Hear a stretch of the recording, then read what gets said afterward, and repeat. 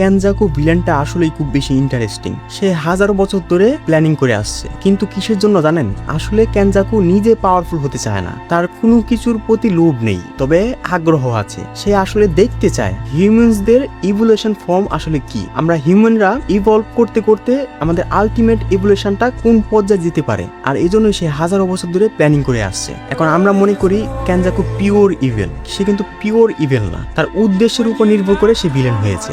গোজোকে seal করা, plasma ভেসেলকে মেরে ফেলা, তেঙ্গেনের সাথে প্লাজমা ভেসেলের মার্জ হতে না দেওয়া, সবকিছুই কেনজাকুর প্ল্যানের একটা অংশ। সে হাজারো বছর ধরে এদিক ওদিক ঘুরে পাওয়ারফুল সর্সারদের সাথে বাইন্ডিং মো করে আসছে। তাদেরকে সে আবারও রিনকার্নেট করবে, কিন্তু সবাইকে কালিং গেমে পার্টিসিপেট করতে হবে। কেনজাকু হিউম্যানসদেরকে ইভলভ করার জন্য এত খারাপ কাজ করেছে যা বলার মতো না। আপনারা হয়তো জানেন চোসোর মায়ের সাথে কেনজাকু কি করেছে। সে আসলে তার নিজের উদ্দেশ্য সফল করার জন্য কতটুকু নিচে নামতে পারে। জাপানের সব মানুষদের সাথে তেঙ্গানের মার্জ করে দেওয়া, এটার মানে একটাই, জাপানের সব মানুষ মারা যাবে। এইখানে কিন্তু কেনজাকুর কোনো প্রফিট নেই, সে শুধু কিউরিসিটির জন্য এগুলা করছে। আসলে মানুষ ঠিকই বলে কিউরিসিটি খুব খারাপ একটা জিনিস। যেমন বিড়ালদের কিউরিসিটির জন্য বিড়ালরা মারা যায়, সায়েন্টিস্টরা তাদের কিউরিসিটি পূরণ করার জন্য অনেক ভয়ঙ্কর জিনিস আবিষ্কার করে।